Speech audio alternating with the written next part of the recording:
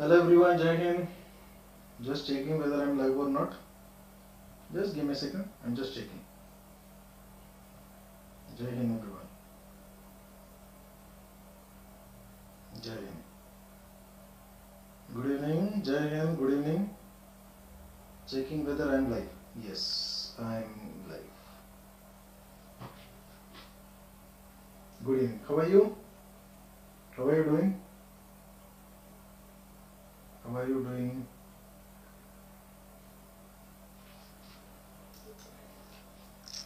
I hope all of you are doing well.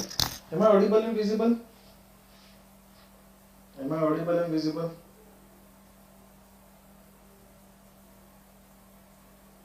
Am I audible? आवाज आ रही है क्या मेरी? जय हिंद. मेरी आवाज आ रही है क्या? पीईटी आपका अभी अप्रैल में आएगा. मेरी आवाज आ रही है क्या? Am I audible and visible properly? Am I audible and visible properly? जय हिंद. जय Hind. Good evening. Am I audible and visible? जय हिंद. आवाज आ रही है क्या ठीक से?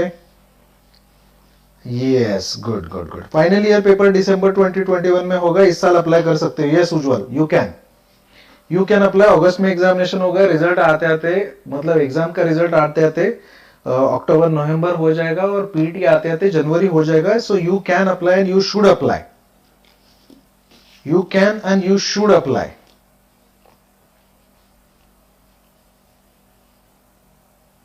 नॉकनी प्रॉब्लम मैं बताता हूं. So as far as the CPF AC is concern, I will give you a brief presentation. इसमें क्या क्या रहता है. आई होप एक बार आपने वो देख लिया तो उसके बाद आपके डाउट्स नहीं रहेंगे.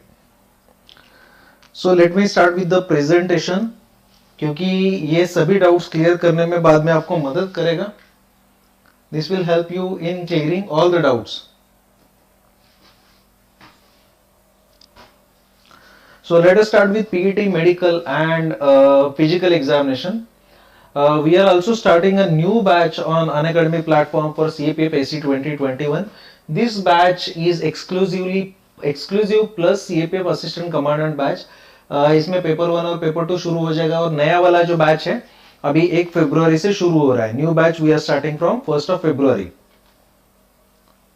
जो लोग मुझे नहीं जानते, I am assistant commander doctor Prashant Jagtap, former central industrial security force. I served in CISF after cracking UPSC CAPF 2012 examinations for 5 years. After that I resigned. Currently I am the director of the Pathfinders Academy Pune and Delhi. मेरे YouTube channel है CAPF Pathfinders where 40,000 plus subscribers है मेरे. I have written 3 books for CAPF Assistant Commandant for McGraw Hill Publications. और उसके साथ साथ I am the external faculty, visiting faculty at Competitive Exam Center Pune University.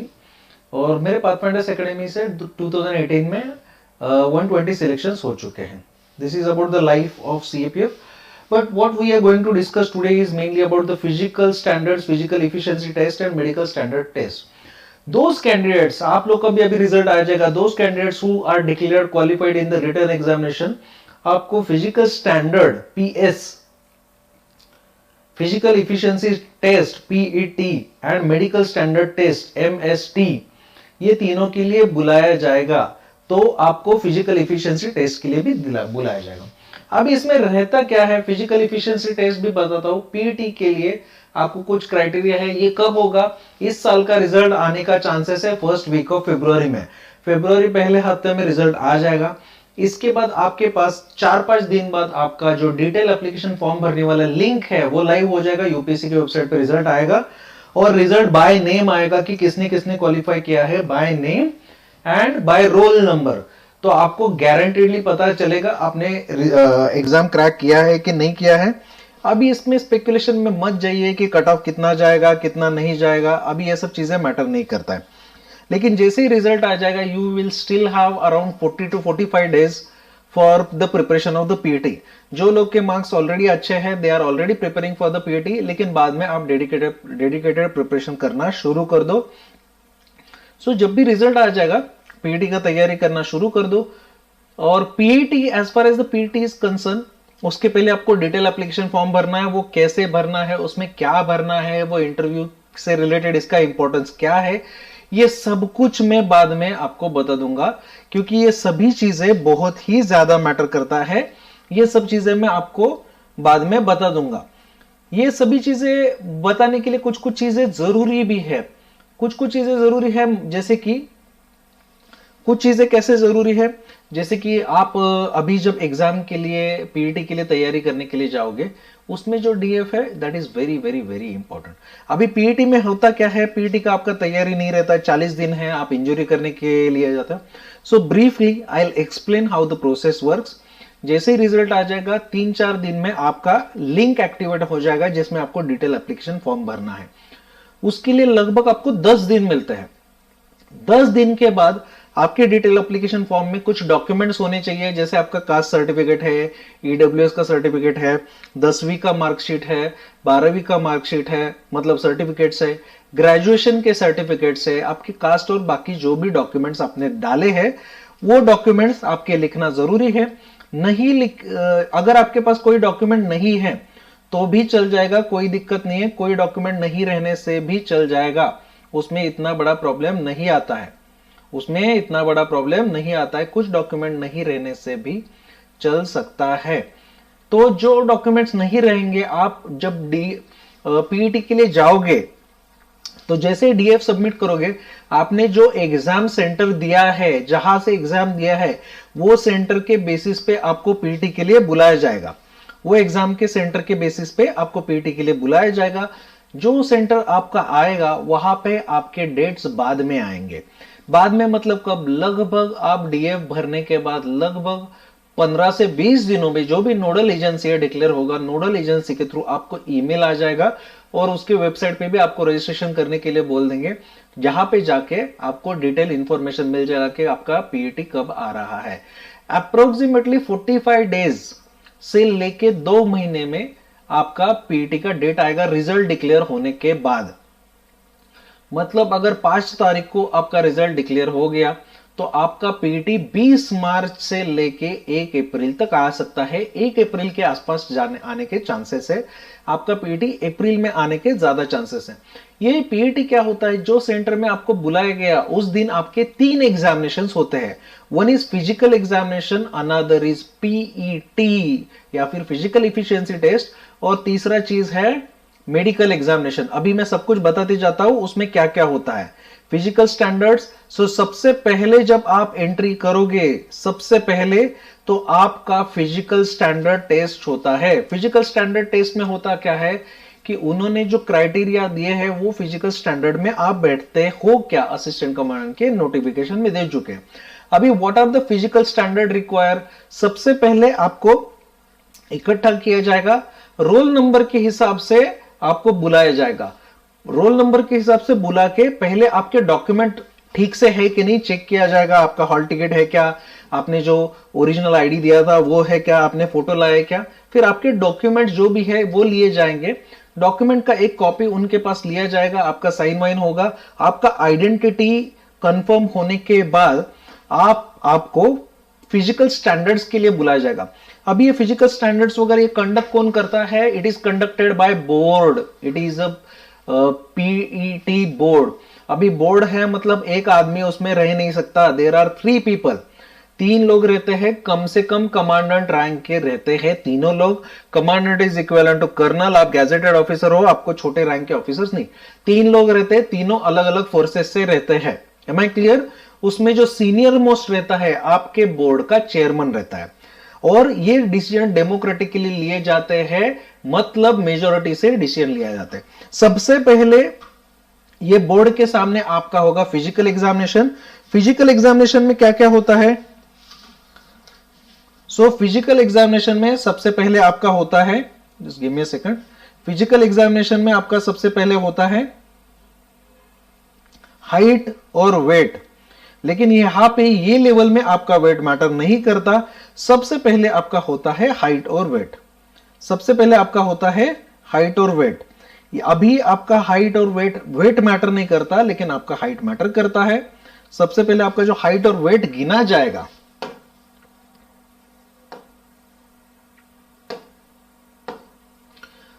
Main के लिए those who are gentleman candidates, उनके लिए height है 165 centimetres. इसके लिए जब आपका रिजल्ट आएगा, जिनका हाइट का प्रॉब्लम है उसके लिए मैं अलग सेशन लूंगा और आपको बताऊंगा बाल बढ़ाना शुरू कर दो। 165 सेंटीमीटर्स अगर आपका क्लियर हाइट है, सेंटीमीटर्स में ही गिनो, तो आपको जनरली दिक्कत नहीं आता है। खड़े रहने का तरीका कैसा रहना चाहिए, कुछ लोग क्या करते हैं, आप लोग ऐसे खड़े रहते हो या ऐसे कर देते हो, ऐसा करते हो, उससे आपका जो वॉर्टेक्स पॉइंट है, हाईएस्ट हाइट वाला पॉइंट, वो नीचे दब जाता है। आपके ऐसे करने से भी देखो हाइट में दिक्कत आता है, चेंज होता है। दिख रहा है क्या, मैंने नीचे से कुछ भी नहीं किया, this is my normal height. आप नॉर्मल रिलैक्स खड़ा रहा तो, लेकिन आपको दिख रहा होगा ऊपर हाइट में फर्क पड़ रहा है। वर्ड्स लेटर्स देख के आपको समझ में आ जाएगा, कुछ नहीं किया मैंने, सिर्फ वर्टिब्रा को स्ट्रेच कर दिया। तो ऐसा खड़ा रहने से आपके हाइट में फर्क आता है। ऐसा करने से आपका हाइट कम दिखता है, ऐसा करने से भी हाइट कम दिखता है। This is the highest height. और ऐसा थोड़ा सा वर्टिब्रा को आप स्ट्रेच कर देंगे तो हाइट बढ़ता है। डे टू डे लाइफ में नॉर्मली 1 सेंटीमीटर हाइट में फर्क पड़ता है, तो इसको स्ट्रेचिंग वगैरह करके सुधारा जा सकता है। But height criteria is 165 centimetre for all male candidates, irrespective of आप कास्ट से हो, ट्राइब से हो, हिली एरिया से हो, सेम है। और वीमेन के लिए क्राइटेरिया है 157 सेंटीमीटर्स, 157 सेंटीमीटर्स। सो सबसे पहले आपका हाइट चेक कर लिया जाएगा। उसके बाद जब आप हाइट में बैठोगे, उसके बाद मेल कैंडिडेट्स के लिए चेस्ट चेक कर लिया जाएगा, इट इज 81 सेंटीमीटर। सो आपका चेस्ट जो है बिना फुलाए हुए 81 सेंटीमीटर्स होना चाहिए। बिना फुलाए हुए आपका जो चेस्ट है 81 सेंटीमीटर्स होना चाहिए। वो कैसे गिनते हैं, the chest is measure at the level of nipples. आपके जो निपल्स है उसके लेवल में गिना जाता है। कैसे गिना जाता है एक बार आपको दिखाता हूं, इसके ऊपर मैं अलग से नया सेशन भी लेके आऊंगा। लेकिन ये आपका पीछे जो है ना, आपका चेस्ट निपल के लेवल में ही गिना जाता है, ऐसे गिना जाएगा। अभी आप लोग क्या करते हो, बहुत लोगों का चेस्ट भरता नहीं है, इसलिए नहीं भरता, आप नॉर्मली सांस फुला रहे हो। ये मेरा चेस्ट का लेवल है, नॉर्मली सांस फुला ले, नॉर्मली सांस फुला लिया 81 आने के लिए, तो बाद में वो एक्सपांड नहीं होगा। अगर 81 सेंटीमीटर आने के बाद आपको इसको एक्सपांड भी करना है, फिर लंबा सांस लेना है आपको, और लंबा सांस लेने के बाद आपका चेस्ट कम से कम 5 सेंटीमीटर एक्सपांड होना चाहिए। 5 से, अगर आपका चेस्ट ऑलरेडी एक्सपांडेबल है, आपको चेस्ट का कोई दिक्कत नहीं है, जनरली सभी लोगों को ये नहीं रहता, तो इनफैक्ट मैं सजेस्ट करूंगा कि बिल्कुल हवा अंदर का पूरा बाहर निकाल के फिर ही चेस्ट गिना दो, और इसको एक बार देख लो घर पे। 5 सेंटीमीटर इसका एक्सपेंशन होना चाहिए। Chest is not applicable for women. उसके बाद आपको वजन कर दिया जाएगा, बट ट्राई टू अंडरस्टैंड, ये वजन सिर्फ और सिर्फ रिकॉर्ड के लिए है। This weight is only for the record. ये मिनिमम वजन है कि नहीं उतना ही चेक कर रहे हैं। So if your weight is 50 kg plus, अभी वो ज्यादा वजन के लिए यहां पे इलिमिनेट नहीं कर रहे, वो मेडिकल में करते हैं। अगर आपका वजन 50 kg प्लस है, विमेन का वजन 48 kg प्लस है, यहां पे अगर आपका वजन कम है, ज्यादा कितना भी हुआ तो भी चलता है, 200 किलो हुआ तो भी चलेगा, यहां पे आपका वजन कम है तो आप पानी पी के जा सकते हो, वजन बढ़ा के जा सकते हो। ये है फिजिकल स्टैंडर्ड टेस्ट। एक बार ये होने के बाद यहां पे आपको मेडिकल में कोई आउट नहीं करेगा। अगर आप इसमें बैठते हो तो उसके बाद आपको ग्राउंड में लेके जाएंगे, जहां पे आपका पीईटी फिजिकल इफिशिएंसी टेस्ट होगा। फिजिकल इफिशिएंसी टेस्ट, अभी फिजिकल इफिशिएंसी टेस्ट में आपको सबसे पहले 100 मीटर रेस करवाया जाएगा। ये अप्रोक्सीमेटली, ये फिजिकल इफिशिएंसी टेस्ट आपका लगभग मेरे हिसाब से दिन के हिसाब से, सेंटर के हिसाब से अलग अलग होता है, लेकिन ये शुरू होने के लिए कम से कम 11 बज जाते ही हैं। तो वो टाइम पे समर रहेगा, थोड़ा पहले से ही तैयारी करके रखो। सबसे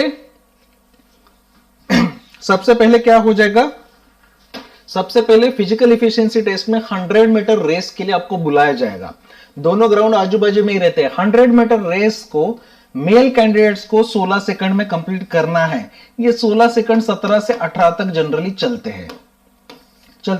अगर आपने गिव अप नहीं किया, you will be allowed generally.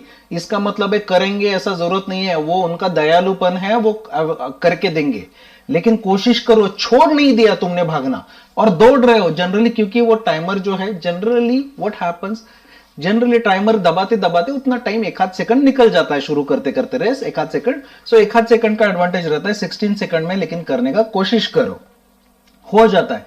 For female candidates it is 18 seconds. So अगर आप घर पे कर रहे हो वो 20 सेकंड्स में भी हो रहा है, वो टाइम पे परफॉर्म ऑटोमेटिकली 2-3 सेकंड का इंप्रूवमेंट आपको उधर ऑटोमेटिकली होगा। वो प्रेशर रहता है, स्ट्रेस रहता है, हार्मोन रेज रहता है, एड्रेनालिन रहता है, सो वहां पे आपका ऑटोमेटिकली वहां पे इंप्रूवमेंट होगा। You don't have to worry about that. ये पास होने के बाद इमीडिएटली विद इन 5 मिनट्स, आपको ज्यादा टाइम नहीं मिलेगा, विद इन 5 मिनट्स आपको बड़े ग्राउंड पे लेके जाएंगे 800 मीटर रेस में। 800 मीटर रेस का ग्राउंड पूरा एक 800 मीटर का नहीं रहता कभी, इट इज ऑलवेज 400 मीटर, मतलब 100 के एक पूरा ऐसा ये रहता है, it's kind of a square, और राउंड भी रहेगा या ओवल भी रहेगा। तो ये 400 मीटर का एक राउंड, मतलब वो ग्राउंड के आपको 2 चक्कर लगाना है with in 5 minutes. So stamina अच्छा रखो। For male candidates it is 3 minutes 45 seconds, हो जाता है, कोई बड़ा दिक्कत नहीं आता। शुरुआत में फास्ट नहीं दौड़े तो हो जाएगा, शुरुआत में बहुत फास्ट दौड़े तो प्रॉब्लम आ सकता है। For female candidates it is 4 minutes 45 seconds, ये हो जाता है, कोई बड़ा दिक्कत नहीं है, ये हो जाता है। It is matter of stamina.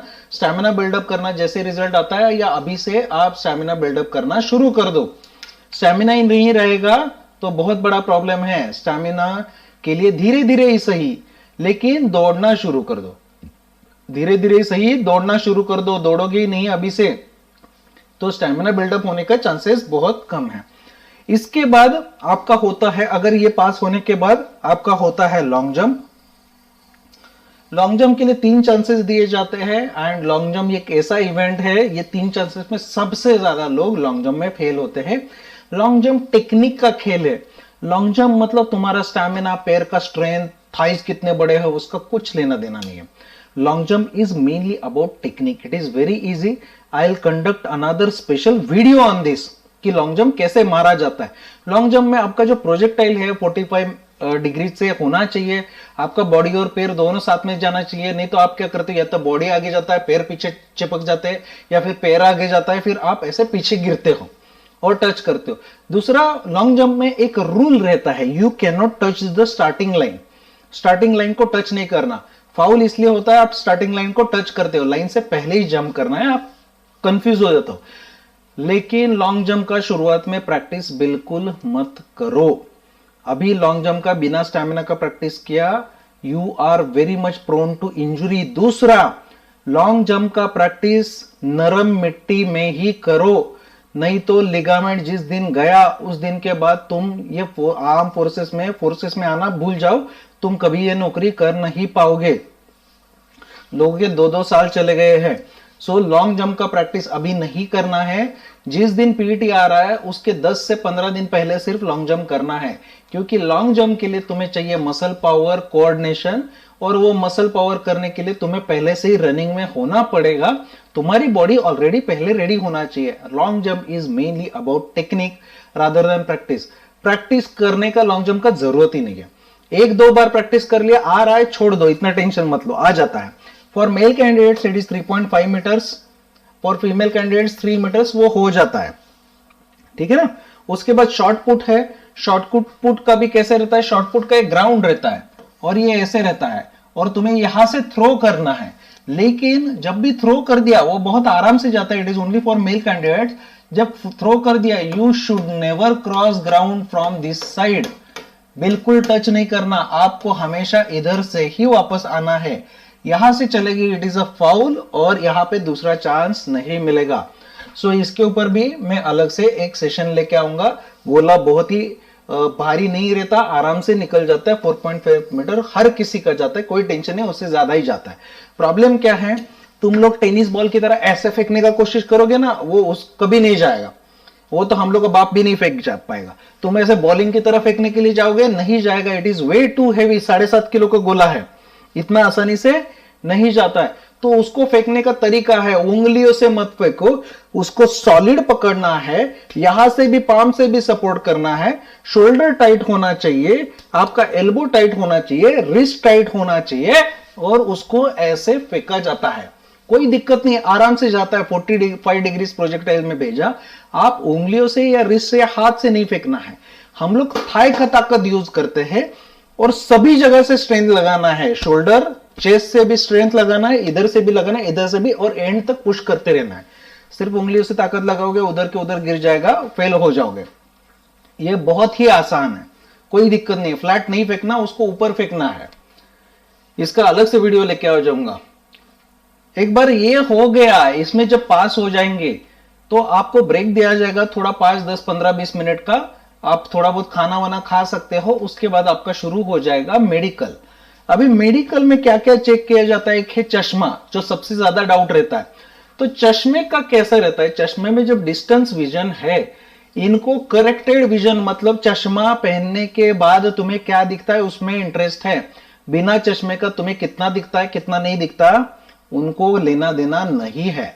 सो चश्मे के बाद मतलब करेक्टेड विजन, चश्मा पहनने के बाद जो तुम्हारी सबसे अच्छी आंख है उसका विजन होना चाहिए 6/6, और जो तुम्हारी खराब आंख है उसका विजन 6/12 हुआ तो भी चलता है चश्मा पहनने के बाद भी। और अगर एक चश्मे का विजन है, एक आंख का विजन है 6/9 और दूसरे आंख का विजन भी 6/9 चलेगा चश्मा पहनने के बाद या फिर लैसिक करने के बाद। Am I clear with this? Corrected vision है ये चश्मा पहनने के बाद। इसमें जो नंबर अलाउड है, चश्मे का नंबर 3.5 टू नहीं +4 -4 चलता है। चश्मे का नंबर आपका +4 से लेके -4 तक चलता है डायोप्ट्रिक पावर। और इसमें सिलेंड्रिकल और स्फेरिकल दोनों आता है, ये दोनों ऐड नहीं होते हैं। आप लोग क्या कहते हो, ये सिलेंड्रिकल -2 है या सिलेंड्रिकल +2 है, स्फेरिकल +3 है, तो आपको लगता है ये 3 और 2 मिलके 5। ऐसा नहीं होता। जो मैक्सिमम है, जो सबसे बड़ा है, वो पकड़ा जाएगा। तो ऐड नहीं करना है, सिलेंड्रिकल और स्फेरिकल दोनों ऐड नहीं करना है। +4 टू -4 चलता है। अगर +4 टू -4 नहीं है, उससे ज्यादा है, +5 है, +6 है, -5 है, -6 है, तो आपको लैसिक करवाना पड़ेगा। लैसिक अलाउड है, लेकिन लैसिक करने के बाद, लैसिक कब किया हुआ होना चाहिए? जिस दिन आपका मेडिकल हो रहा है उस दिन आपको लैसिक को कम से कम 6 महीना होना चाहिए। और लैसिक के कुछ क्राइटेरिया है जो आप मुझे बाद में पूछ सकते हो। लैसिक में उनको चाहिए 425 माइक्रॉन्स, ये चश्मे का नंबर चलता है। दूसरा नियर विजन N6 और N9 चलता है, वो कुछ नहीं है। लैसिक का एक्सियल लेंथ 21 टू 26 मिलीमीटर होना चाहिए। ये आप अपने डॉक्टर से बात कर सकते हो, आपको ये समझ में नहीं आएगा। Corneal thickness should be at least 425 microns, इससे ज्यादा चाहिए, इससे ज्यादा चाहिए। प्री लैसिक एरर 6 डायोप्टर तक ही होना चाहिए, 6 से ज्यादा होगा तो जनरली नहीं चलता। आपको इसमें अगर कोई डाउट है तो आप मुझे कॉल करके पूछ सकते हो, ठीक है। और ये कलर परसेप्शन, कलर ब्लाइंडनेस का जो डाउट रहता है, आपको कलर परसेप्शन CP3 लेवल का चलता है। CP3 level is actually faulty colour perception, faulty normal. तो सबसे पहले CP1 रहता है, वो अबाउ नॉर्मल है, अबाउ नॉर्मल है। CP कलर परसेप्शन 2 जो रहता है, CP1 वालों को जो इश्तिहारा का चार्ट रहता है ना, इश्तिहारा का एक इश्तिहारा वाला चार्ट है, आप ऑनलाइन भी चेक कर सकते हो, लेकिन डॉक्टर के पास चेक करना ज्यादा अच्छा रहता है। ये इश्तिहारा का चार्ट है, ठीक है, इसका एक टेस्ट रहता है। ये सेम ही चार्ट यूज करते हैं वो लोग, ये सेम ही चार्ट यूज करते हैं।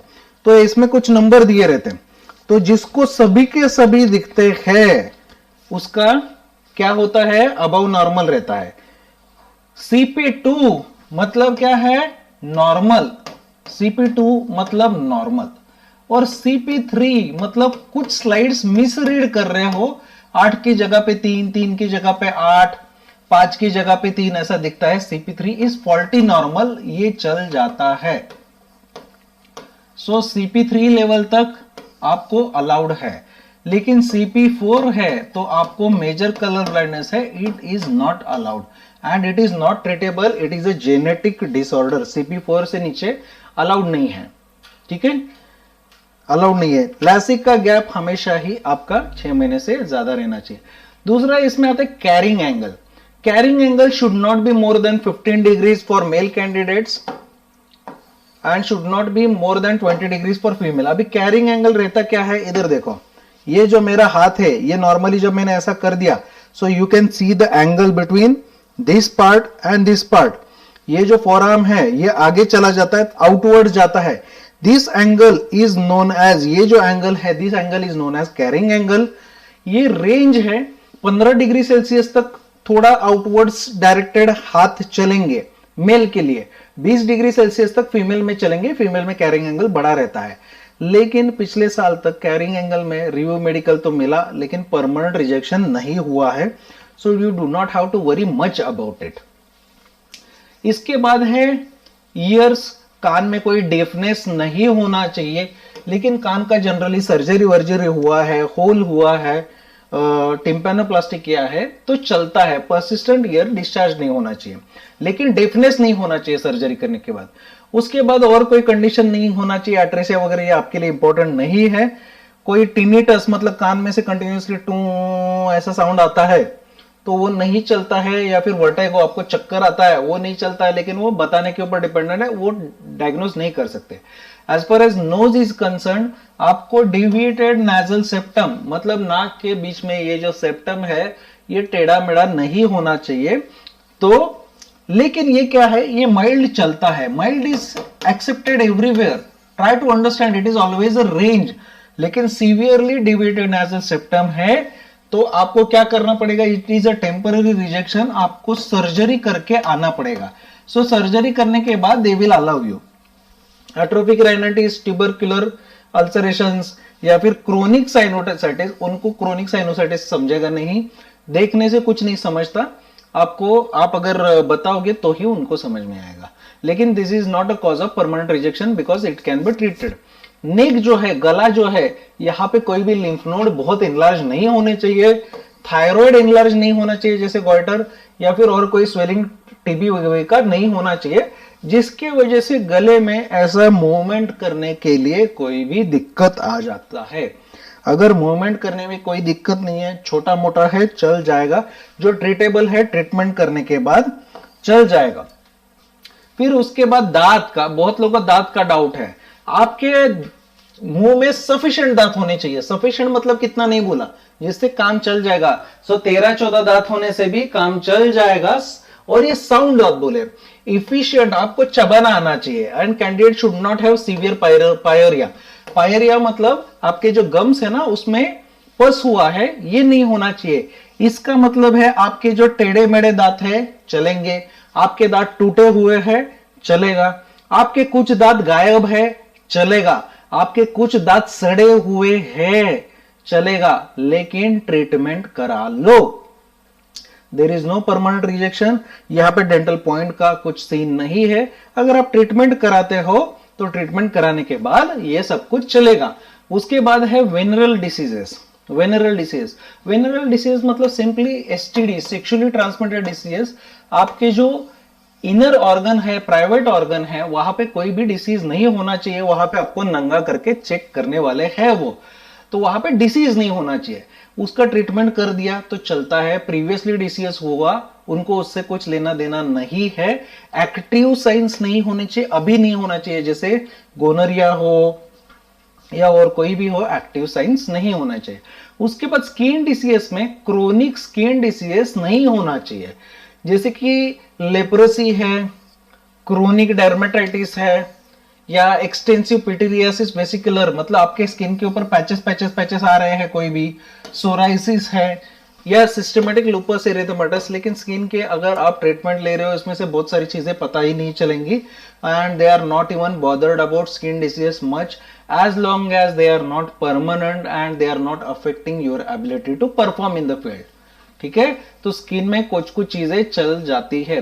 अभी जनरल स्टैंडर्ड क्या है, स्पीच शुड विदाउट इंपेडिमेंट मतलब स्टैमरिंग नहीं होना चाहिए। इन्होंने बोला स्टैमरिंग, लेकिन स्माइल्ड स्टैमरिंग चलता है। मतलब 3 से 5 सेंटेंसेस में, 5 सेंटेंसेस के बाद अगर तुम रुक रहे हो स्टैमरिंग में चलता है, ठीक है ना। 5 सेंटेंसेस के बाद रुक रहे हो तो चलता है, लेकिन हर एक सेंटेंस में रुक रहे हो तो नहीं चलता। Candidate should not have any indication of chronic disease like TB या फिर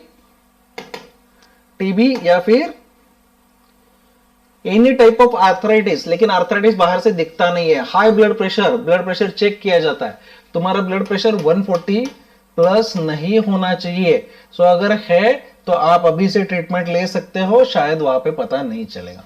डायबिटीज नहीं होना चाहिए, वो मेडिकल टेस्ट में डिटेक्ट होगा, आपका ब्लड यूरिन का टेस्ट लिया जाएगा, आपका सोनोग्राफी भी करवाया जाता है, कभी कभी एक्सरे लिया जाता है। ब्रोंकियल अस्थमा, वहां पे अगर आपको ब्रीथलेसनेस नहीं है, आपके एक्सरसाइज करने के बाद चेस्ट से साउंड नहीं आ रहा है, एक्टिव नहीं है, तो चल जाता है। हार्ट डिसीज जैसे कंजेनिटल, जन्म से ही हार्ट में होल वगैरह है, तो वो नहीं चलता। Candidate should not have perceptible visible glandular, कोई भी ग्लैंड आपका स्वेलिंग नहीं होना चाहिए बॉडी में कहीं पे भी। आपका जो चेस्ट है should be well formed and divide of abnormalities, जैसे फ्लैट चेस्ट नहीं होना चाहिए, पिजन चेस्ट नहीं होना चाहिए, और रिकेटी रोजरी जो रिकेट्स का साइन है वो नहीं होना चाहिए। और कुछ कुछ डिफेक्ट्स हैं, जैसे हार्ट और लंग, वो साउंड होने चाहिए, उसलिए एक्सरे निकाला जाता है। जो आपके लिम्स है, हाथ है और feet, they should be well formed and fully developed, हाथ पैर सब कुछ वेल फॉर्म्ड और फुल्ली डेवलप होने चाहिए। And there shall be perfect movement और motion of all the joint, सभी के सभी जॉइंट में परफेक्ट मोशन है। अभी कुछ लोगों की कुछ उंगलियां जुड़ी हुई है, तो जुड़ी हुई उंगलियां डायरेक्ट एक्सेप्ट नहीं करेंगे, आपको उसको सेपरेट करना पड़ेगा तो ही एक्सेप्ट किया जाएगा।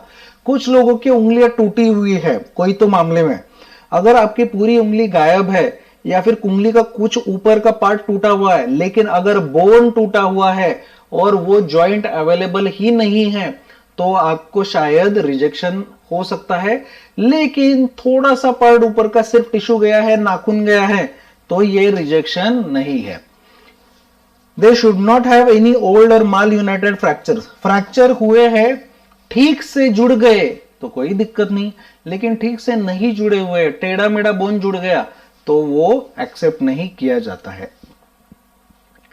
There should be free and perfect movement of all the joint, सभी जॉइंट्स में फ्री और परफेक्ट मूवमेंट होना चाहिए। ठीक है। You should not have any congenital malformations, मतलब बचपन से ही कुछ मालफॉर्मेशन से नहीं चलेगा। आपने लासिक के बाद कम से कम 6 महीना कंप्लीट किया होना चाहिए। और प्रीवियस एक्यूट कोनिक डिसीज ये पता नहीं चलता, छोड़ो।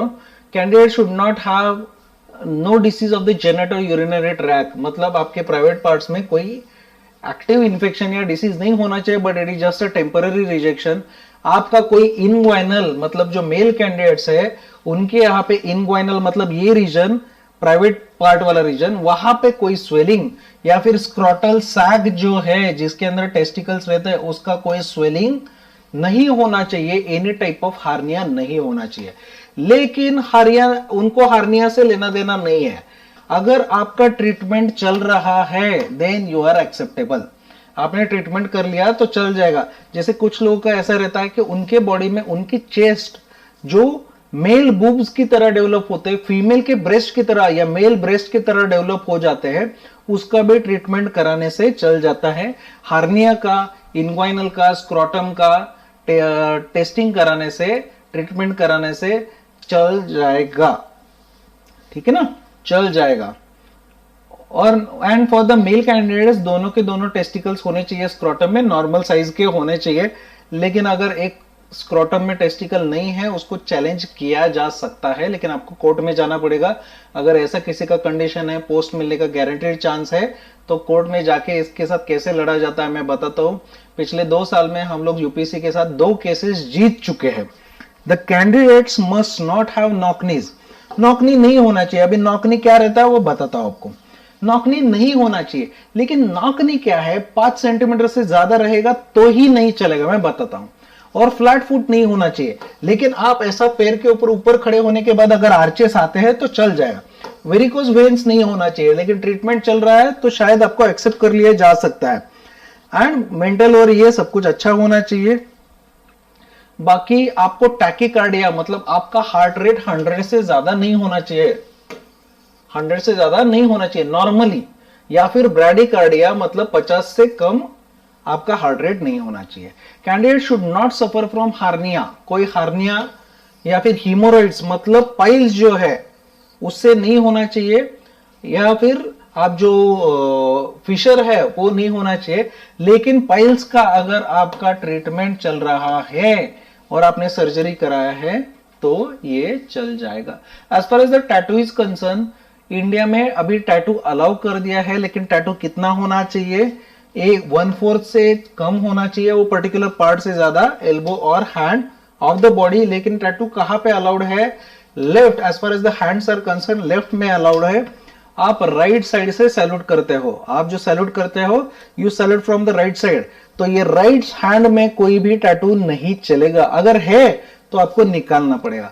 लेफ्ट हैंड में छोटा मोटा टैटू कहीं पे भी होगा चलेगा, पूरा भर के होगा तो वो निकालना पड़ेगा। कोई भी डर्मेटोलॉजिस्ट इसको निकाल के देता है। Tattoo is not the permanent cause of rejection and we are still fighting a case with UPSC for the tattoo. Tattoo के जैसे रिजेक्शन नहीं चल सकता। For the calculating the average weight beyond the heights, ये normally आपके weight को 0.71 kg से गिनो, लेकिन एज के हिसाब से ये आपकी यूपीएससी के नोटिफिकेशन में दे के रखा है ये मैट्रिक्स की कितना वेट होना चाहिए। अनअकैडमी के ऊपर अभी हम लोग का जो बैच शुरू हो रहा है ना 2021 के लिए 1 फेब से स्टार्ट हो रहा है। आप चाहते हो तो ज्वाइन कर सकते हो इसमें। इसका फीस वही है, 1 महीने का 1600, 3 महीने का 4000, ये कम हो चुका है।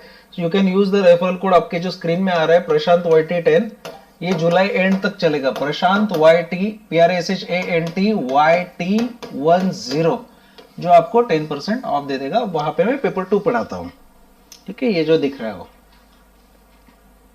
ठीक है। This is the referral code, you can use it if you want to join the plus courses. जो मेरे फ्री कोर्सेस है, आप मेरा डेली फ्री कोर्स अटेंड कर सकते हो। मेरा एक पांडा नाम का फ्री कोर्स डेली चलता है, it is a special batch. ये डेली करंट अफेयर्स वाला बैच है, सुबह 7 बजे डेली चलता है। आपने न्यूज़पेपर पढ़ने के बजाय सिर्फ ये क्लास देखा, पेपर 2 का आपका प्रिपरेशन पूरा हो जाएगा। दूसरा, मेरा शाम को 5 बजे मेरा डेली क्रॉनिकल्स नाम का बैच चलता है, क्रॉनिकल्स ऑफ नेशनल सिक्योरिटी। इसमें मैं नेशनल सिक्योरिटी पढ़ा रहा हूं। ये पढ़ने से भी आपका पेपर 2 का काफी सारा हो जाएगा। अभी इसके बाद मैं साइंस का एक कोर्स ऑलरेडी कंडक्ट कर चुका हूं, 8, 9, 10th एनसीईआरटी का, अल्फा ब्रावो चार्ली नाम से, और उसमें से सीएपीएफ 2020 एग्जामिनेशंस में 20 क्वेश्चन आ चुके हैं। इसके बाद अभी मैं साइंस का नया कोर्स अभी फरवरी एंड में शुरू कर दूंगा जो फ्री रहेगा। और इसके साथ साथ पेपर 2 का ऑलरेडी फ्री कोर्स कंडक्ट कर चुका हूं। एक पेपर 2 का कोर्स, प्रैक्टिस का कोर्स और बेसिक इंग्लिश ग्रामर का फ्री कोर्स भी आ जाएगा। आप चाहते हो तो मेरे टेलीग्राम चैनल पे भी ज्वाइन हो सकते हो। ये जो हम लोग का चैनल है, crack CAPF is the name of the channel. Crack CAPF is the name of the channel. इसमें आके आपको सभी जो नोट्स है, सभी चीजें हैं, उसका पता चल जाएगा। अनअकैडमी के ऊपर ज्वाइन करना चाहते हो, प्रशांत YT10 is the referral code, ठीक है। अभी मैं आपको बाकी जो चीजें हैं इसका वो बताता हूं। This is me.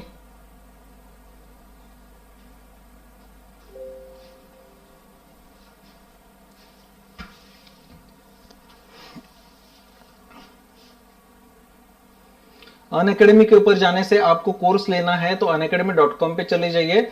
वहां पे जाके CDS सर्टिफिकेट CAPF आपको सिलेक्ट करना है, बाय सब्सक्रिप्शन में जाना है। यहाँ पे प्रशांत YT10 ये रेफरल कोड डालने के बाद आपको प्राइजेस इतना मिलेगा। 1 महीने का 1440, 3 मंथ्स का 3600, 6 मंथ्स का 6480, 6500 और 12 मंथ्स का 8000 रुपीज और 24 मंथ्स का 11,500 रुपए आपको अल्टीमेटली पड़ेगा। ये नए कोर्सेस है जो ऑलरेडी स्टार्ट हो चुके। अभी मुझे आपको दिखाना है नॉक नीज। नॉक नीज को बोला जाता है जेन्यू वल्गम। जेन्यू वल्गम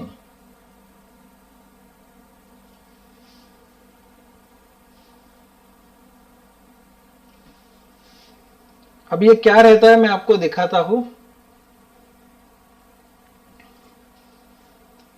इमेजेस खोल के देखने से ही आपको पता चल जाएगा।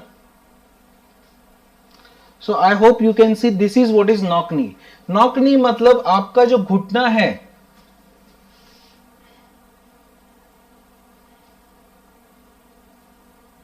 आपके जो घुटने हैं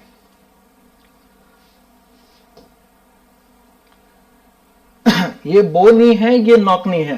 जब आपके घुटने नॉर्मली चिपक रहे, it is a bony condition, आपका थाई एक दूसरे से चिपकता है, उसका कुछ लेना देना नहीं है, it is normal.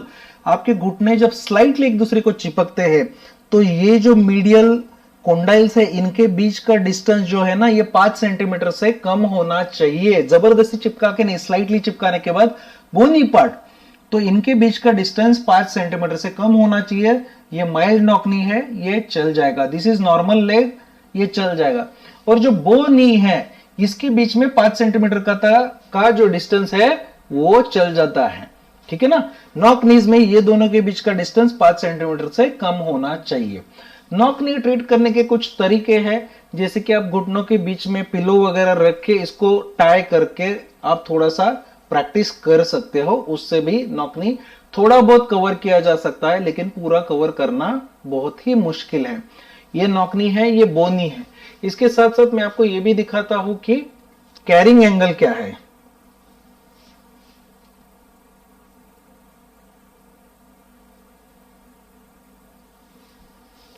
Carrying angle ये हाथ का एंगल है,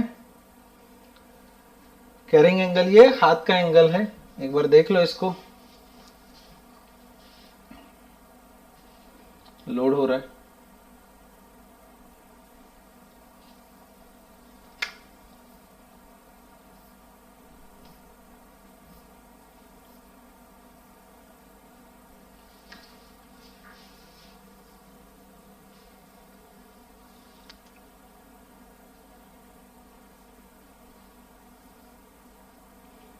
ये जो एंगल है आप जो यहां पे देख रहे हो ना, ये जो एंगल है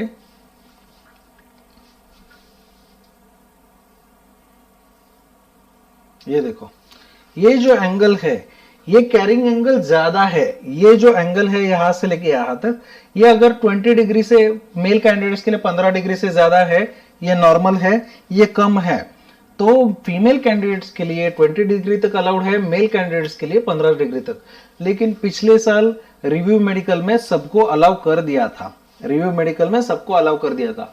सो इसका अभी टेंशन लेने का जरूरत नहीं है। एनीवेज इसका कोई वैसे भी ट्रीटमेंट नहीं है, इसका कोई वैसे भी ट्रीटमेंट नहीं है, तो उसका टेंशन लेने की जरूरत नहीं है। Now I will try to answer your questions.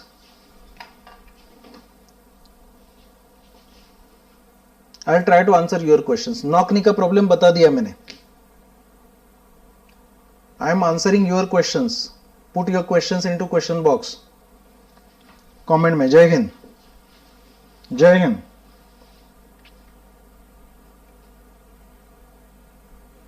Chest में बहुत घना हेयर है, मेडिकल में कोई प्रॉब्लम नहीं है, कुछ शेव नहीं करना। Ghulam Ansari, you do not have to shave, चलता है। आई साइट इंप्रूवमेंट के लिए कोई रेमेडी नहीं है, क्यों टेंशन ले रहे हो? ऑनलाइन क्लासेस के लिए तो क्या करो, चश्मे में एक नॉर्मल वाला बिना नंबर का चश्मा पहन लो, ब्लू कट लेंस ले लो। हाइट इज 168 सेंटीमीटर, कोई इशू नहीं है। एसजीओटी एसजीपीटी अगर बढ़ा हुआ होगा तो इतना ज्यादा दिक्कत नहीं है। फाइमोसिस है, सर्जरी करा लो नील। फाइमोसिस है, सर्कमसीजन करा लो, वो वही बोलेंगे। सीएपी 2020 का रिजल्ट आएगा फरवरी फर्स्ट वीक में रिजल्ट आएगा। आईबी के लिए, आईबी का प्रिपरेशन के लिए as far as the IB में मैथ्स रीजनिंग के सेशन चल रहे हैं, नितिन राठौड़ सर के अनअकैडमी के ऊपर फ्री चल रहे हैं, वो करो। मैंने पॉलिटी फ्री में कंडक्ट किया है। इंग्लिश के मेहुल सर के शुरू होने वाले, बाकी भी हो रहे हैं, तो अनअकैडमी के ऊपर फ्री वाले सेशन तो कर ही सकते हो। इसमें 5 कंपोनेंट है, मैथ्स, रीजनिंग, अपने आप से भी कर सकते हो, आरएस अग्रवाल वगैरह। Maths, reasoning 20-20 mark. इसके बाद आपका रहेगा जनरल नॉलेज, जीके और जनरल अवेयरनेस, जिसमें करंट अफेयर्स रहेगा, और बाकी का आजू बाजू का स्टैटिक जीके रहेगा, वो 20 मार्क का है। उसके बाद इंग्लिश है, बेसिक इंग्लिश ग्रामर है, वो 20 मार्क का है, इंग्लिश प्लस वोकेबलरी। और सबसे लास्ट में general studies, history, geography, polity, economics सब मिला के, जनरल साइंस सब मिला के 20 क्वेश्चन है। उसमें से पॉलिटी अच्छा कर लो, हिस्ट्री कहीं से भी ल्यूसेंट या मनोहर पांडे से कर लो, और साइंस अच्छा कर लो, उतना सफिशिएंट है। Sumeer, don't worry about it. Second paper के प्रिपरेशन के लिए मैं अलग से सेशन लेके आऊंगा, यहाँ पे नहीं बता पाऊंगा सभी। टीथ के बारे में कोई प्रॉब्लम नहीं है, टीथ चल जाएगा। Increase 2 centimetre height, phimosis direct nil rejection नहीं है, ट्रीटमेंट करा लो, लेकिन सर्जरी करा लो, वो सर्जरी कराने के लिए बोलेंगे। Sumit, you do not have any problem. CAPF 2019 का रिजल्ट अभी 28 तारीख के बाद आएगा। टुडे इज 27, कल उसका हियरिंग है। 2019 के रिजल्ट का कल सुप्रीम कोर्ट में हियरिंग है। कल सुप्रीम कोर्ट का हियरिंग होने के बाद हम लोग को क्लैरिटी आ जाएगा रिजल्ट कब आ रहा है, कभी भी आ सकता है। There is no problem. Sumit Kumar Arya, Mridula, you can undergo LASIK surgery after selection of as yes selection होने के बाद तुम कुछ भी सर्जरी करा सकते हो, कोई दिक्कत नहीं है। 6 मंथ स्ट्रेटेजी का वीडियो मैं 2 दिन में लेके आता हूं। मार्कशीट कब देनी है? बेसिकली आपको मार्कशीट डीएफ के टाइम पे या फिर पीटी के टाइम पे दिखाना पड़ता है, लेकिन नहीं रहेगा तो भी चलेगा, आप इंटरव्यू के टाइम पे आपको देना ही है। वेट कम है तो बढ़ाना पड़ेगा। श्रवण, हाइपरथायरॉयडिज्म उनको डायरेक्टली पता नहीं चलेगा। अगर आपका एफएसएच लेवल नॉर्मल है, T3 T4 नॉर्मल है, ट्रीटमेंट ले रहे हो तो शायद पता नहीं चलेगा। डेंटल पॉइंट्स नाम का कोई सीन नहीं है यहाँ पे। हाइपरहाइड्रोसिस बोल रहे हो, हाइपरहाइड्रोसिस चल जाता है यहाँ पे। हाइपरहाइड्रोसिस कोई रिजेक्शन नहीं है सीएपीएफ में, इतना चलता है। Date of birth January 1992, SC yes you are eligible। Pradeep 5th semester में एग्जाम दे सकते हो। यस। सागर झा, हाइपरहाइड्रोसिस का इतना बड़ा इशू सीएपीएफ में नहीं आता है। Birth marks are acceptable. Shivani, yes, चल जाते हैं।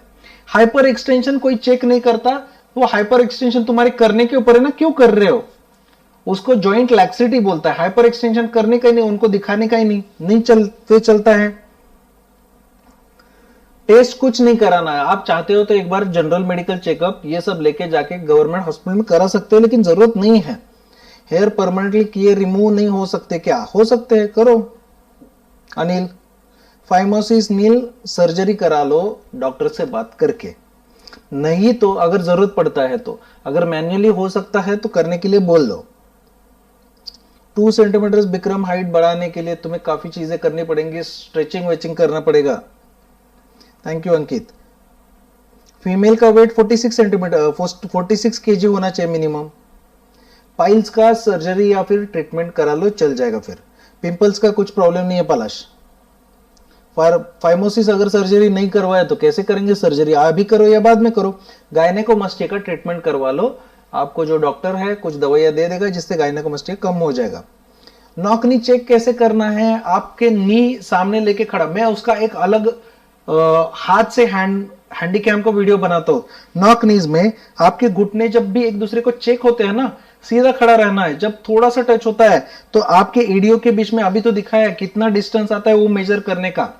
वो डिस्टेंस, मिनिमम डिस्टेंस जो है वो कितना है वो मेजर करना है। वो 5 सेंटीमीटर से कम है तो चल जाता है। डीएफ के टाइम पे मार्कशीट नहीं हुआ तो भी चलता है, इंटरव्यू में कर दो। नितिन सर की मैथ्स की क्लासेस स्टार्ट हो जाएंगी, स्ट्रेच मार्क्स चलता है। ओरिजिनल डॉक्यूमेंट्स पीटी के टाइम पे सभी नहीं होंगे तो भी चलेगा, लेकिन होना चाहिए। नहीं रहेगा तो आप अंडरटेकिंग लिख के दो कि मैं इंटरव्यू के टाइम पे जमा कर दूंगा। CAPF AC can join CISF permanently. Yes, अगर एब्जॉर्प्शन का ऑफर आता है तो। वेट इंक्रीज हो सकता है। Right side rib is bulge out, no functional defect, it is normal, so it is acceptable. Prabhakar Joshi, no problem. Lipoma will not lead to any rejection.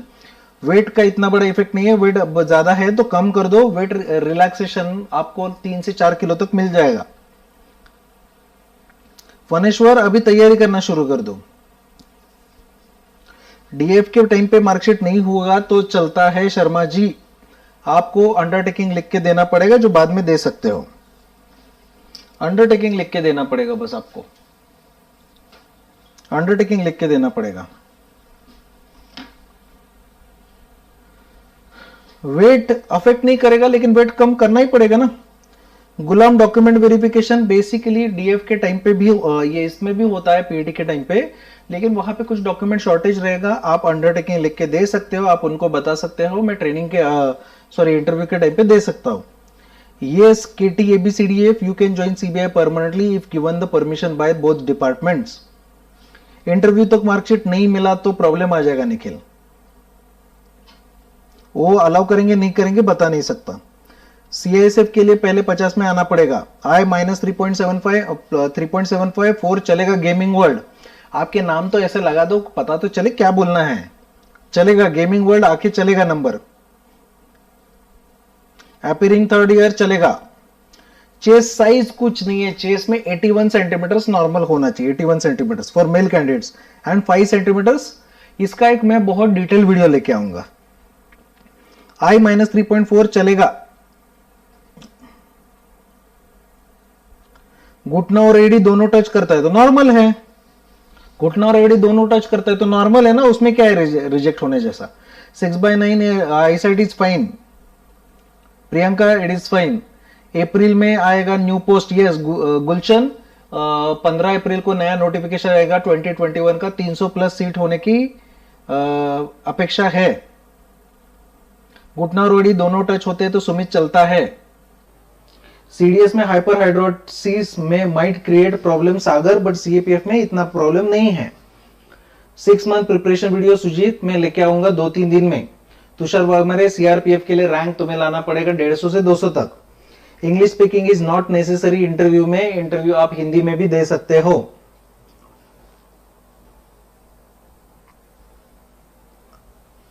One की dedicated time table schedule कर देता हूं, yes Nikhil मैं लेके आता हूं। CAPF 2021 जो examination 8 अगस्त को इस साल होने वाला है, उसका रिजल्ट 8 अगस्त के बाद 8 नवंबर 8 दिसंबर तक उसका रिजल्ट आएगा। अगस्त सितंबर अक्टूबर तक रिजल्ट आएगा, 8 अक्टूबर तक।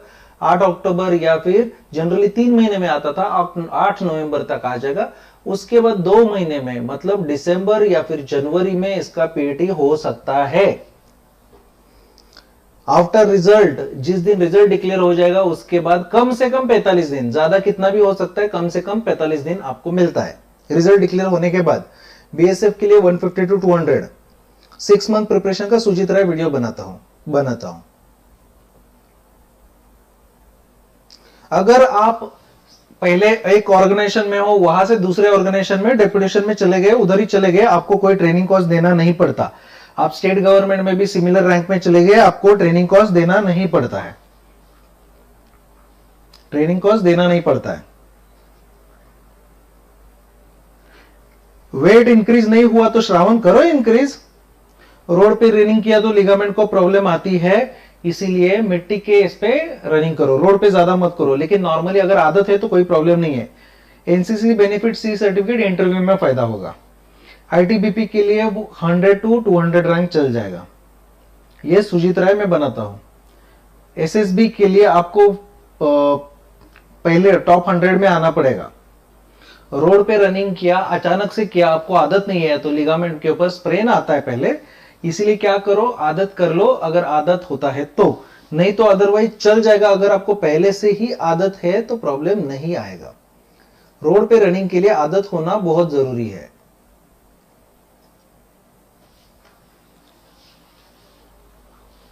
हिंदी मीडियम में कोई प्रॉब्लम नहीं है अनिल। चेस्ट 81 सेंटीमीटर से कम होगा तो परमानेंट रिजेक्शन होता है कि जनरली यस। तो 81 सेंटीमीटर बढ़ा दो। देखो चेस्ट कैसे बढ़ाना है उसकी भी मैं वीडियो लेके आऊंगा। चेस्ट कैसे बनाना है, चेस्ट बढ़ाने के लिए नहीं है, पुशअप कर दो, पुशअप करने से चेस्ट अपने आप बढ़ेगा। दूसरा खाना खा लो, वजन बढ़ेगा तो चेस्ट भी बढ़ेगा। सीआईएसएफ के लिए टॉप 50 में आना पड़ेगा। May 1996 you are not eligible for Vishwajit general category, not eligible. अगस्त 2 अगस्त के बाद एलिजिबल है। वेट की वजह से परमानेंट रिजेक्शन नहीं होती है। वेट के लिए आपको 40 दिन का रिव्यू मेडिकल के लिए टाइम मिलेगा। पूरा प्रोसेस सब कुछ होने में इस बार का रिजल्ट है 2020 का रिजल्ट आएगा जुलाई में।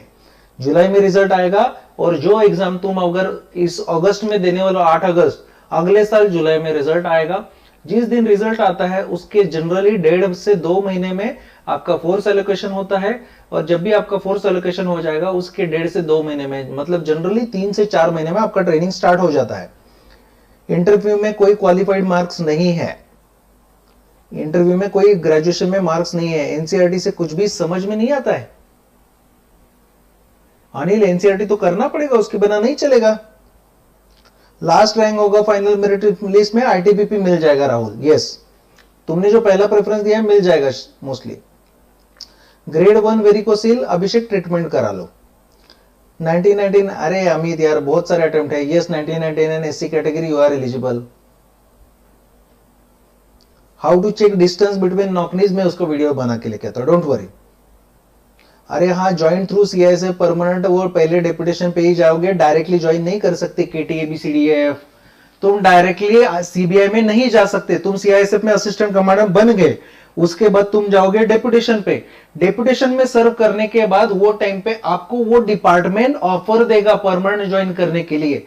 जब ऑफर देगा उसको बोलते हैं एब्सॉर्प्शन, तब तुम सीबीआई का परमानेंट पार्ट बन जाओगे।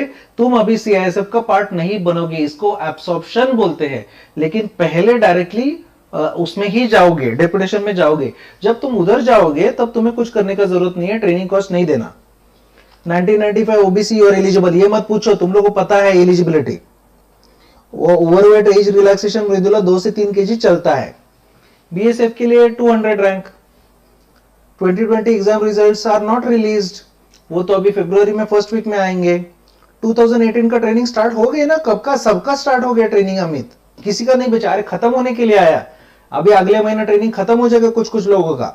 एसएसबी का ट्रेनिंग खत्म हो जाएगा। ओवरवेट का कुछ प्रॉब्लम नहीं है, ओवरवेट में आपको मेडिकल टेम्पररी रिजेक्शन दिया जाएगा, आपको 40 दिन और दिया जाएगा वेट कम करने के लिए। हाँ, देकनपुर का है तो बेनिफिट मिलेगा ऐसा कुणाल बोला नहीं जा सकता। बीएसएफ पहला प्रेफरेंस दे दो। पेपर 1 में 100 आ रहा है, पेपर 2 में सारे अटेम्प्टेड है। वेरी गुड सुमित, ट्राई करो, अभी रिजल्ट आने वाला है। हाँ, मैं पर्सनली मेंटर करूंगा। आप अगर कोर्स बाय करते हो तो मैं पर्सनली रहता ही हूं, इसमें मैं पर्सनली रहता ही हूं। मेरा अन अकेडमी पे पॉलिटी का फ्री कोर्स कंप्लीट हो गया। यस नीरज, वो तो आईबी के लिए था ना, वो तो 13 क्लासेस में खत्म हो गया। आईबी के लिए किया था ना, छोटा ही कोर्स है वो। यस कुणाल बोला ना, इंटरव्यू में फायदा होगा। Which force is best according to you? All the forces are best, ऐसा कोई कंपैरिजन किया नहीं जा सकता। फोर्स मेरे लिए या तुम्हारे लिए बेस्ट अलग अलग है, तुमको क्या चाहिए उसके ऊपर डिपेंडेंट है। सीएपीएफ में डिपार्टमेंटल बेनिफिट मिल सकता है, दिलकुश मीना। यस, मेडिकल के लिए टीथ का कुछ नहीं है, दांत सड़े हुए नहीं होने चाहिए, होंगे तो ट्रीटमेंट करना पड़ेगा। दांत कुछ नहीं होंगे तो भी चलेगा, कुछ दांत निकाल दिए हैं तो भी चलेगा, टेढ़े मेढ़े हैं तो भी चलता है। सफिशिएंट दांत होने चाहिए, 14-15 टोटल दांत होने चाहिए मुंह में, जिससे चबाया जा सकता है। श्री लक्ष्मी तुम्हें लासिक करवाना पड़ेगा, श्री लक्ष्मी लासिक करवाना पड़ सकता है।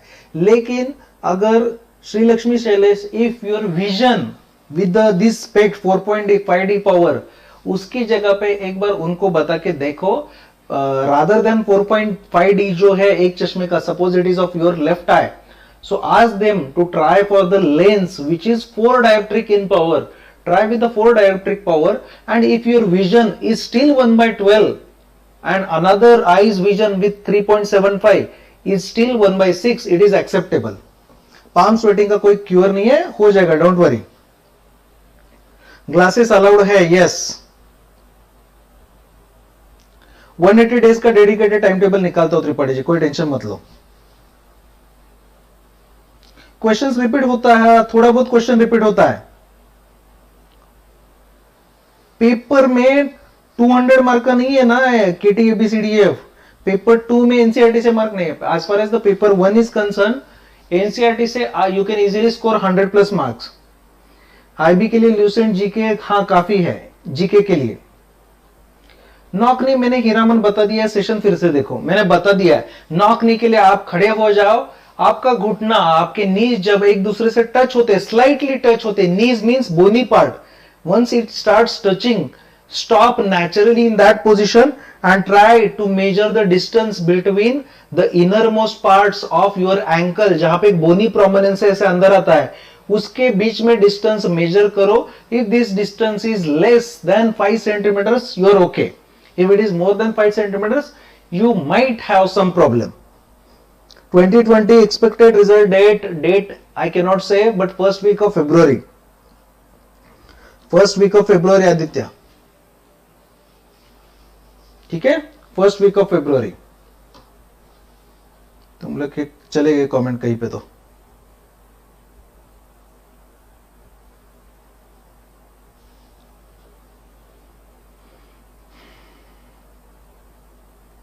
हाँ yes Kunal, if your father is in BSF you might have some benefit in the interview. Otherwise वैसा बेनिफिट ऐसा कुछ नहीं रहता। एफकेट में ग्लासेस कुछ हद तक अलाउड है अभी।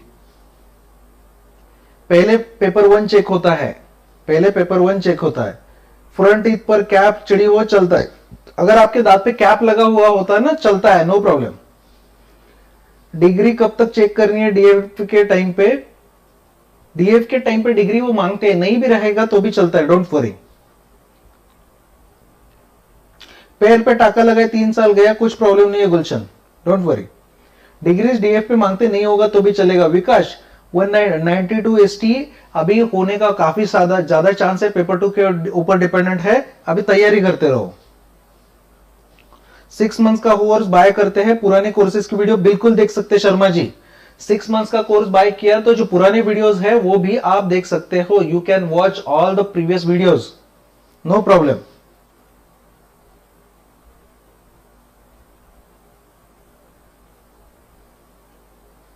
अरे इतने फास्ट क्वेश्चन। 2020 फिजिकल के लिए कितना टाइम है? 2020 फिजिकल आपका अप्रैल में आएगा, मार्च एंड और अप्रैल। एनसीसी का इंटरव्यू में बेनिफिट मिलेगा। 6 मंथ्स का कोर्स बाय करने से सब कुछ मिल जाएगा।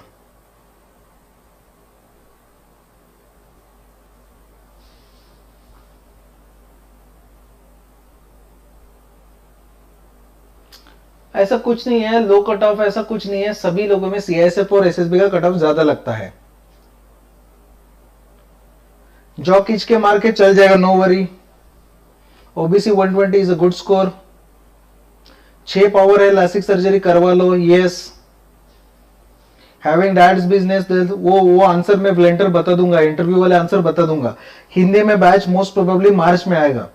टीथ फ्लोरोसिस की वजह से थोड़ा टूट गया, चल जाता है कुमार, चल जाएगा। Low cut off average of all years आपको as far as the CAPF are concern, आपको वो किस में मिलेगा? बीएसएफ आईटीबी, बीएसएफ सीआरपीएफ में मिल सकता है। पिनोइडल साइनस का ट्रीटमेंट करा लो। हिंदी में बैच मार्च में, फरवरी, मिड फरवरी मार्च में आएगा। कट ऑफ जो बोली है वही रहेगी, बढ़ने का मैं फाइनल कट ऑफ नहीं बोला, मैं पेपर जिसका चेक होगा वो बताया है, किसका पेपर होगा वो बताया। टीथ फ्लोरोसिस चलेगा, ठीक है guys. Do you want me to take another session for this? आप चाहते हो कि मैं और एक सेशन लूं? आज का सेशन इतना ही कर सकता हूं मैं। सुबह 7 बजे से सेशन ले रहा हूं, 6 बजे से घर से बाहर हूं। और एक सेशन लेना है क्या? आप बता दो, मेरे पास में टाइम है, मैं और एक सेशन ले सकता हूं, आप बता दो। कॉन्फिडेंस कुछ नहीं है, कैरिंग एंगल मेजर इशू नहीं होता है। पोस्ट कितनी बढ़ेंगी अभी बता नहीं जा सकता, पता नहीं, अभी पता चल जाएगा। सभी टेस्ट में बता देता हूं। Do you want me to take another session? मुझे बता दो कि और एक सेशन लूं क्या? आज मैं इससे ज्यादा नहीं कर सकता, I am tired, I am tired. और एक सेशन चाहिए, कल चाहिए? कल चाहिए तो कल ही करता हूं, कॉन्फिडेंस का टेंशन मत लो, कल ही करता हूं, कल चाहिए तो। I will do another session tomorrow. चाहिए क्या? कल करता हूं, अभी तो नहीं कर, हो गया ना, 1 घंटे से ज्यादा हो गया है ना, आई एम वेरी टायर्ड।